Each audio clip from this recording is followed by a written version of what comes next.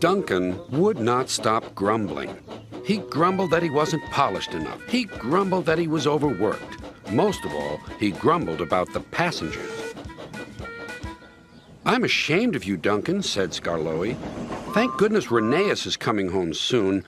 Perhaps he'll teach you some sense before it's too late." "What has Rheneas to do with me?" "Rheneas saved our railway," replied Skarloey. "Please tell us about it," said Peter Sam. "Well," began Skarloey, "it was before you came here. Things were bad. Rheneas and I had to keep the trains running, or our railway would have to close." "How awful," murmured Peter Sam. "I tried hard," continued Skarloey, "but my old wheels ached." Rheneas understood. "It's my turn now," he'd tell me.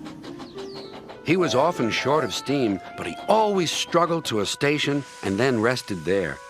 "I mustn't stop between stations," he'd say. "The passengers wouldn't like it."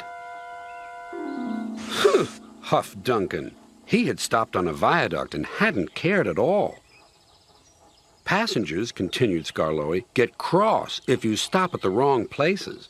Rheneas stopped in the wrong place once, and this is what happened."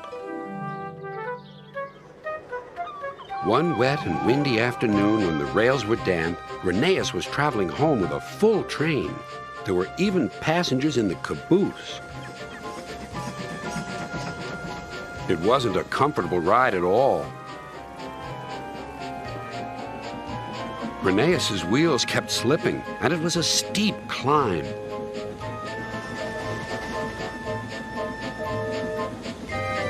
At last, his wheels gripped the rails again.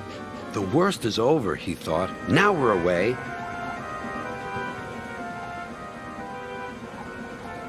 But they weren't. "I've got a cramp," he groaned. And Rheneas stopped on the loneliest part of the line. His driver examined him carefully. "Your valve gear has jammed. We need to reach the next station. Do you think you can still get us there?" "I'll try," replied Rheneas.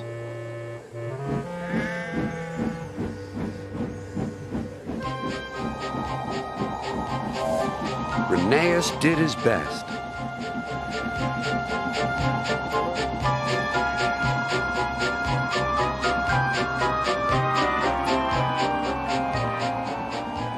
"If I fail," he thought to himself, "the passengers will be cross and the railway will close." Everything blurred. He was really too tired to make another turn of his wheels, but he did. And another, and another, and another.